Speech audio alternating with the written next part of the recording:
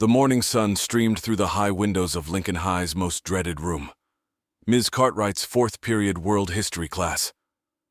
In a town that lay in the shadow of quiet mountains, this classroom was about to become a battleground of cosmic tales and interstellar intrigue, unbeknownst to its occupants. Jackson Slater, a new transfer student, stood awkwardly at the back, clutching a stack of textbooks. He was different, a bit taller than most, with eyes that had seen worlds beyond the usual teenage concerns of prom dates or pop quizzes. Jackson had come from what his transcripts vaguely referred to as a special sector school on a distant world known among the galactic community as a hell world. Hell worlds, as defined by the Galactic Education Bureau, were planets that exhibited extreme environmental conditions, harsh ecosystems, and often formidable native life forms. Survivors from such worlds were rare, and those who attended regular schools were rarer still. Jackson was one of these rarities. Miss Cartwright, a stern woman in her late 50s with a passion for history that was both infectious and intimidating, introduced Jackson. Her voice held a note of intrigue as she mentioned his unique background, though she spared the details for him to share. "Class, we have a new student joining us today. Jackson, why don't you come up here and tell us a little about where you're from?" she suggested, her eyes twinkling with curiosity. The room fell silent, all eyes turning to Jackson as he made his way to the front.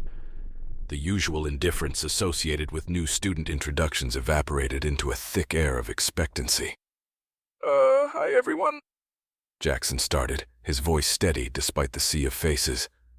"I'm from a planet called Carthax 4. It's classified as a hell world due to its environment."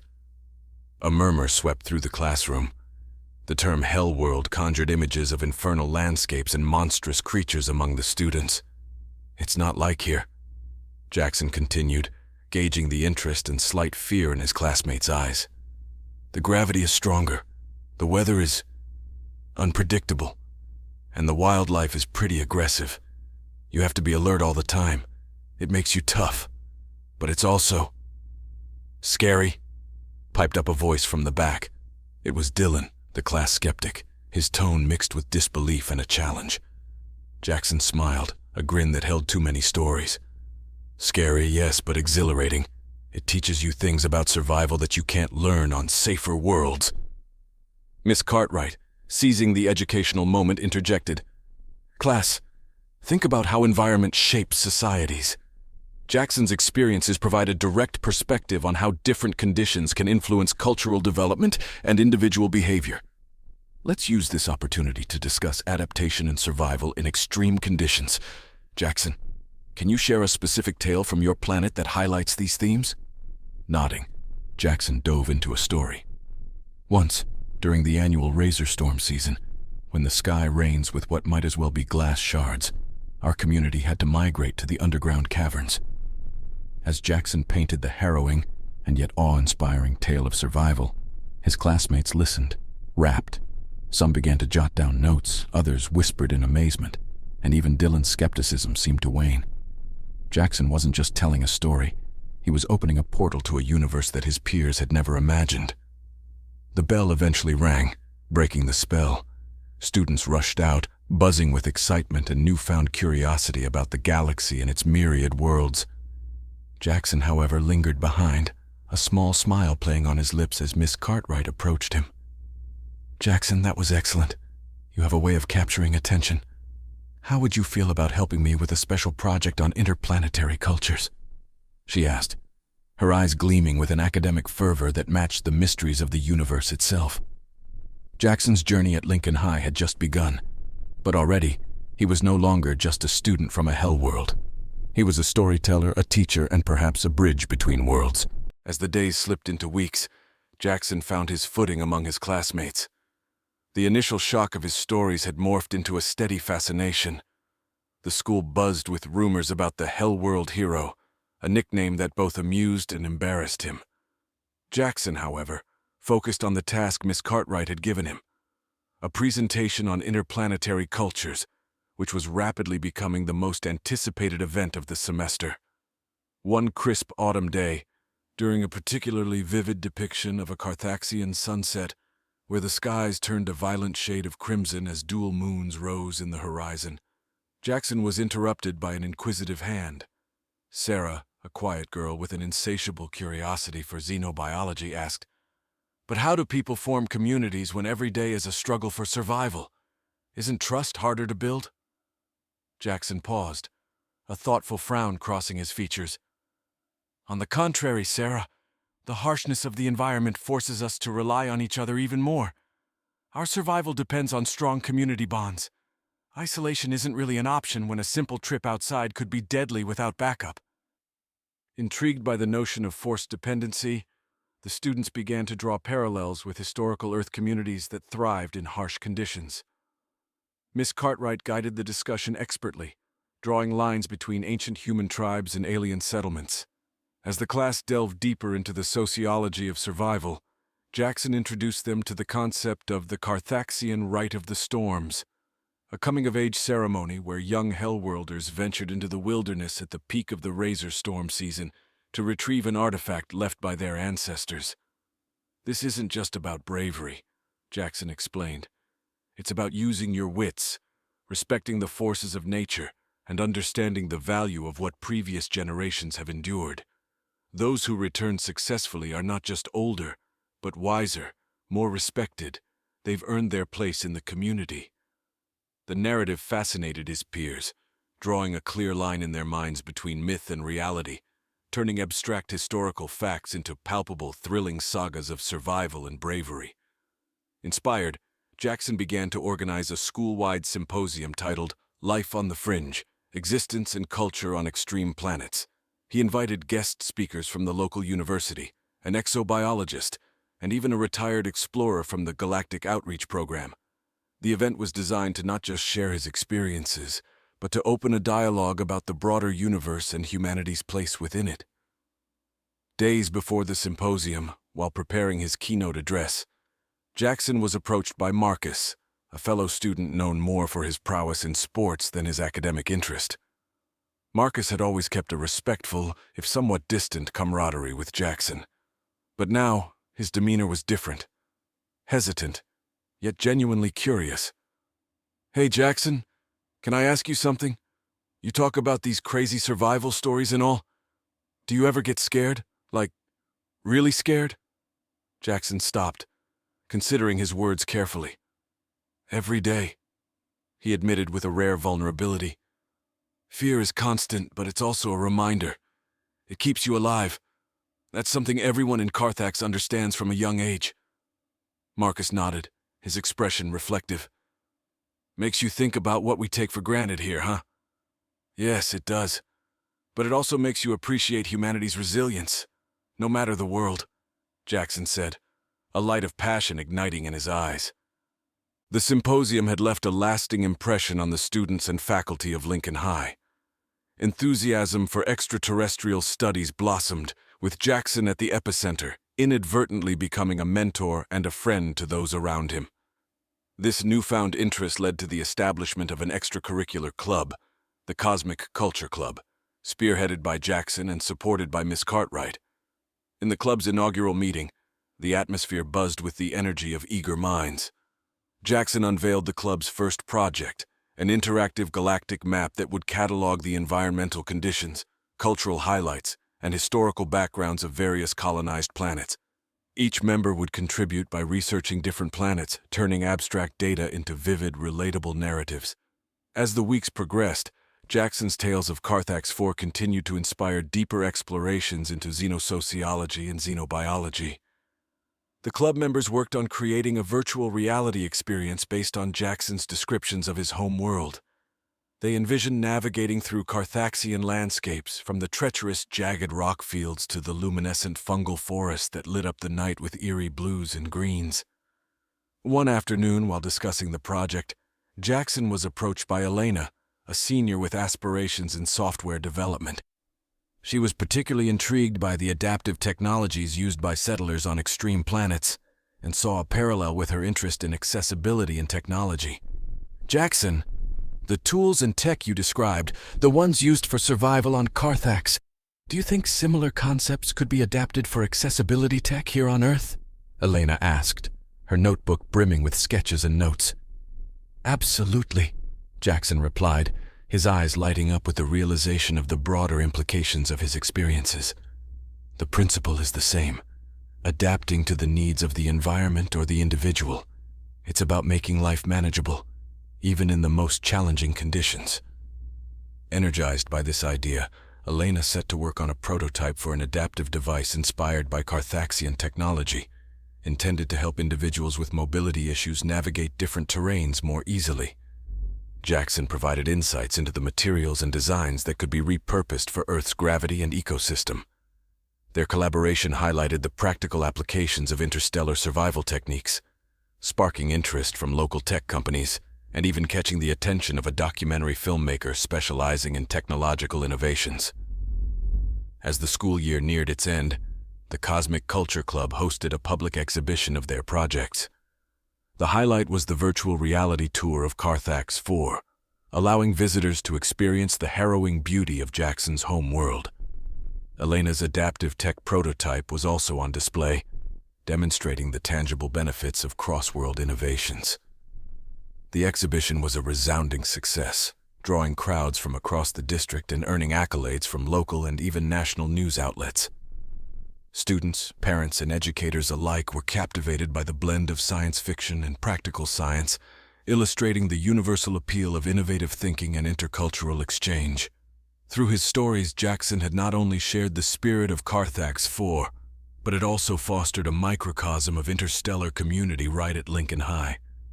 The experience had transformed him from a newcomer into a pivotal figure in a vibrant community of future thinkers, scientists, and explorers, all united by their shared fascination with the stars and the stories they hold. As the Cosmic Culture Club grew in popularity, it attracted the attention of the Galactic Education Initiative, a prestigious organization dedicated to fostering interstellar understanding and cooperation. They invited the club to participate in an annual inter-school conference, where students from various planetary systems would share insights and projects related to their studies of alien cultures and environments. For the conference, Jackson proposed a collaborative project titled Voices from the Void, a multimedia exhibition that would include first-hand accounts from students living on different worlds, ranging from the ice-covered outposts of Cryo Station Delta to the gravity-defying cities of gas giant Zephyria.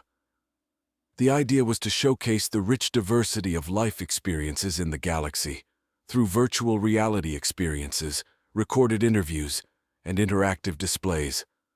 The project was ambitious, requiring more technical skill and creativity than anything the club had attempted before. Jackson and Elena co-led the effort, dividing tasks among the club members based on their skills and interests.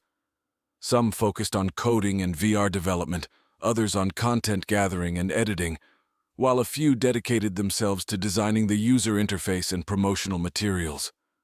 As they worked on the project, Jackson was occasionally struck by pangs of homesickness. Carthax 4, with all its dangers and wild beauty, seemed so far away now. He missed the fierce winds that could whip up without warning, the way the ground felt alive under his feet, the camaraderie of his people facing the relentless might of nature together. Sharing his world with others had started as a coping mechanism, but it had blossomed into a profound connection with his new community.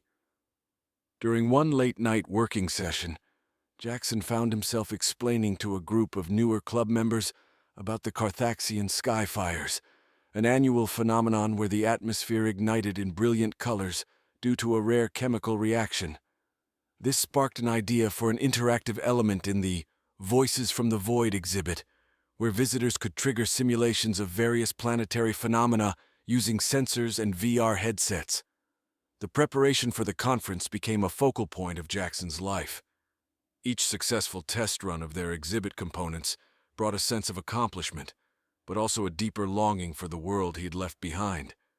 This mix of nostalgia and pride was something Jackson hadn't anticipated when he first shared his stories.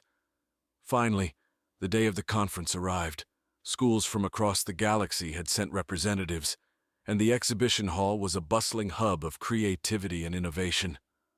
The Voices from the Void booth was a hit, drawing long lines of attendees eager to experience the wonders of different worlds through the eyes and ears of those who lived there. One visitor, an elderly scholar from the Library of Interstellar History, was particularly moved by the exhibition. After experiencing the Carthaxian Skyfire simulation, she approached Jackson with tears in her eyes. "You've captured the heart of your world," she said. "It's beautiful and terrifying, just like the universe itself." Her words struck a chord with Jackson. He realized that while he had been teaching others about Carthax IV, the project had also taught him something invaluable about himself and his capacity to bridge worlds through storytelling. As the conference concluded, as the summer approached, the Voices from the Void exhibition began its tour across the galaxy, enhancing its collection with new stories and experiences from each destination. Back at Lincoln High, the Cosmic Culture Club was preparing to hand over leadership to the next set of students as the founding members, including Jackson, were graduating. Jackson, now revered not just as a peer, but as an inspirational figure, spent his final weeks mentoring the underclassmen. He wanted to ensure that the club would continue to thrive, fostering a legacy of curiosity and interstellar understanding. During one of his last meetings, he introduced a special project, Bridges to the Stars, aimed at creating sustainable partnerships with schools on other planets. The project was ambitious, involving long-distance learning programs and virtual exchanges that would allow students from different worlds to collaborate on projects, attend classes together via holographic technology, and share their daily lives. The idea was sparked by the feedback from the exhibition, where many expressed a desire to learn not just about, but from, their interstellar peers. Meanwhile, Elena continued refining her adaptive technology, inspired by the landscapes of Carthax IV. Her project had attracted the attention of major tech corporations and was now on the path to becoming a commercially viable product that could assist people with disabilities across various environments. Her success was a testament to the practical applications of the club's endeavors, grounding their fantastical explorations in tangible outcomes. In the midst of these preparations, Jackson received an unexpected communication from the Galactic Council, a governing body that oversaw interplanetary relations. They had heard of his contributions and invited him to serve as a youth ambassador.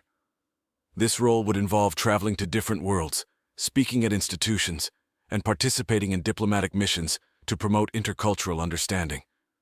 This opportunity was both an honor and a daunting prospect. Jackson found himself torn between his desire to explore new worlds and the comfort of the community he had helped build at Lincoln High. He discussed this dilemma with Miss Cartwright, who had been his mentor and guide throughout his high school years. "Jackson, you've sparked a movement here," Miss Cartgorath told him during one of their strategy sessions. "But the galaxy is vast, and there are countless others out there who could benefit from your insights and compassion. You have a rare gift for bringing worlds together." Encouraged by her words, Jackson decided to accept the council's offer. His decision was met with overwhelming support from his peers and teachers. In his final address to the club, he encouraged them to continue reaching for the stars, to keep asking questions, and to build bridges wherever they went. "Remember," he said, "every star in the sky is a world, and every world has its stories. Keep sharing them, keep learning from them, and keep finding ways to connect them." With the end of the school year, the Cosmic Culture Club hosted a farewell gala for its graduating members. The event was bittersweet, filled with laughter and tears, reminiscences and hopeful glances toward the future. Jackson's parents, who had traveled from Carthax IV for his graduation, shared stories of their own, reminding everyone that the ties between family and community were universal, transcending even the vast distances between stars. As Jackson prepared for his new role, he felt a mix of excitement and nostalgia. The world he was stepping into was fraught with challenges and opportunities, much like the hell world he had once called home. But he was ready, armed with knowledge, experience, and a deep... As Jackson embarked on his journey as a youth ambassador, his first assignment took him to the verdant world of Sylvanus V, a planet known for its deep forests that covered entire continents and a civilization that harmonized technology with nature. His role was to facilitate a cultural exchange program that aimed at deepening understanding between youth from technologically advanced planets and those from ecosystems-driven societies. Arriving on Sylvanus 5th, Jackson was struck by the contrast to Carthax 4. Where his home planet was harsh and unforgiving, Sylvanus 5th was lush and teeming with life. Giant bioluminescent trees towered above, their leaves a mosaic of colors that shifted with the light. The cities were built in the treetops, connected by suspended walkways that swayed gently in the breeze. Jackson's first task was to speak at a gathering of young Sylvanians, where he shared stories of Carthax 4. He spoke of survival in extreme conditions, of community bonds forged in adversity, and of the resilience required to thrive on a hell world.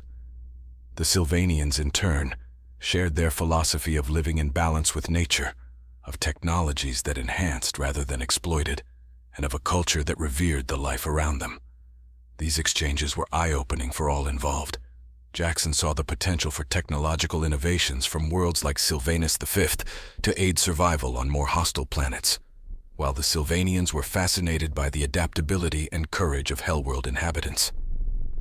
The program grew as Jackson traveled from one world to another, each visit adding layers to his understanding of the galaxy's diverse cultures.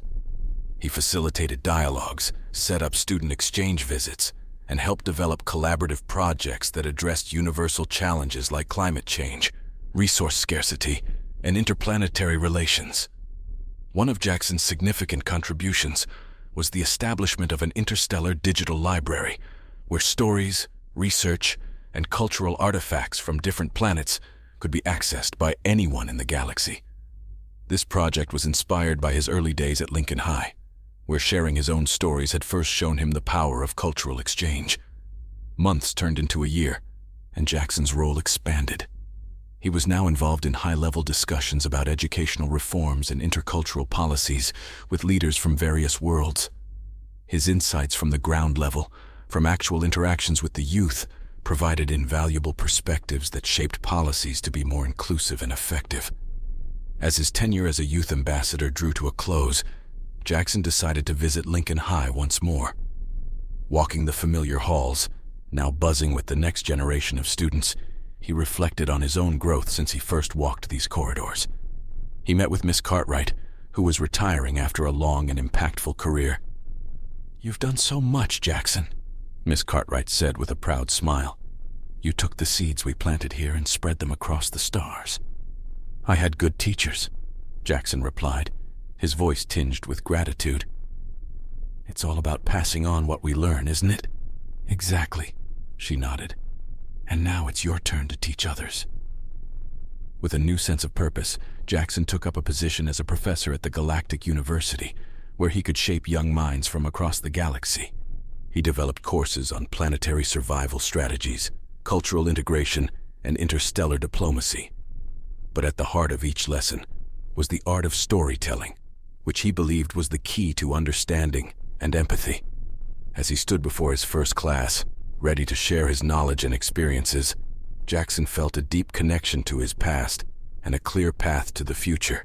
He began, "Every world has its stories, and every story has its lessons. Let's explore them together and see how we can create a better galaxy for all." In this way, Jackson continued to be